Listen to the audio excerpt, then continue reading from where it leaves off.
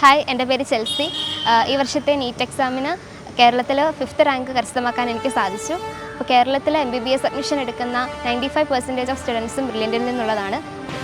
അവരെല്ലാവരും പങ്കെടുക്കുന്ന മെഡിക്കൽ വിക്ടറിയുടെ ഈ വരുന്ന ജൂലൈ 12-ാം തീയതി അങ്കമാലി അറ്റ്ലക്സ് ഓഡിറ്റോറിയത്തിൽ വെച്ച് നടക്കുകയാണ്. അപ്പോൾ അവിടെ പങ്കെടുക്കാനായിട്ട് ഞാൻ ഒത്തിരി എക്സൈറ്റഡ് ആണ്. കേരളം ഒന്നടങ്കം കാത്തിരുന്ന ദിവസം brilliant medical victory day July 12-ന് അങ്കമാലി അറ്റ്ലസ് സെന്ററിൽ.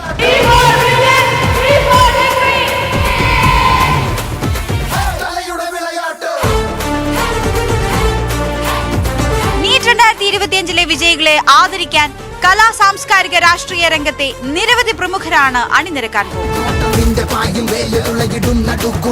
ശ്രീ സുരേഷ് ഗോപി ഇന്ത്യൻ രാഷ്ട്രീയത്തിലും സിനിമാ ലോകത്തും ഒരേപോലെ തന്റേതായ ഇടം അടയാളപ്പെടുത്തിയ വ്യക്തിത്വമാണ് സുരേഷ് ഗോപി. നിലവിൽ കേന്ദ്ര സർക്കാരിന്റെ പെട്രോളിയം, പ്രകൃതിവാതകം, ടൂറിസം വകുപ്പുകളിൽ സഹമന്ത്രിയാണ് അദ്ദേഹം. ഒപ്പം തൃശൂർ ലോക്സഭാ മണ്ഡലത്തിൽ നിന്നുള്ള MP-യുമാണ്.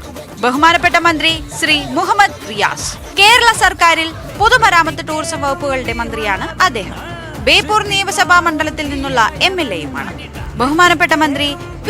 രാജീവ് കേരള സർക്കാരിൽ നിയമം, വ്യവസായം, വാണിജ്യം, പ്ലാന്റേഷൻ ഡയറക്ടറേറ്റ് എന്നിങ്ങനെ വിവിധ വകുപ്പുകളുടെ മന്ത്രിയാണ് ശ്രീ P. രാജീവ്. കളമശ്ശേരി നിയമസഭാ മണ്ഡലത്തിൽ നിന്നുള്ള MLA-യുമാണ് അദ്ദേഹം. ബഹുമാനപ്പെട്ട മന്ത്രി വി. അബ്ദുൾ റഹ്മാൻ കേരള സർക്കാരിൽ കായികം, ഫിഷറീസ്, റെയിൽവേ തുടങ്ങി വിവിധ വകുപ്പുകളുടെ മന്ത്രിയാണ് വി. അബ്ദുൾ റഹ്മാൻ. ഇവരോടൊപ്പം കലാ സാംസ്കാരിക രാഷ്ട്രീയ രംഗത്തെ നിരവധി വ്യക്തിത്വങ്ങളാണ് ബ്രില്യന്റ് മെഡിക്കൽ വിക്ടറി ഡേയിലേക്ക് കടന്നു വരാൻ പോകുന്നത്.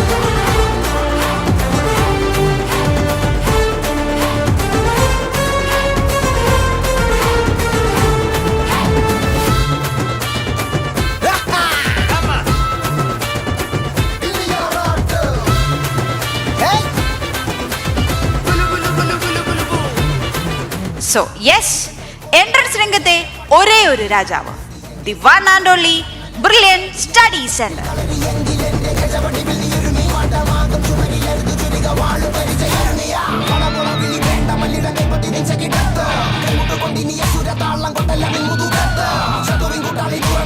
സംഘടന